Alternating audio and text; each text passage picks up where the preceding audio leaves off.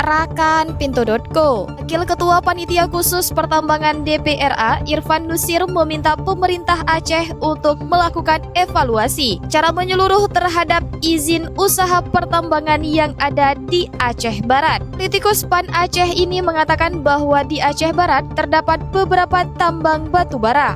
Salah satunya PT Mifa Bersaudara yang berada di kawasan Merbo, Kabupaten setempat. Irfan Nusir menyampaikan hasil pengkajian lapangan yang dilakukan oleh tim Pansus Pertambangan. Masyarakat mengeluhkan debu yang timbul akibat operasional batubara milik perusahaan itu. Masyarakat setempat juga mengalami sejumlah keluhan akibat debu perusahaan itu. Dampak debu itu membuat kesehatan warga terganggu dan pencemaran lingkungan. Selama ini pihaknya telah sering menyampaikan kepada stakeholder terkait serta Dinas ISDM, DPMPTSP, dan DLH Aceh terkait dengan pengurusan IUP tambang yang menyebabkan pencemaran lingkungan. Mau tahu berita terupdate tentang Aceh? Baca berita selengkapnya di Pintu.co.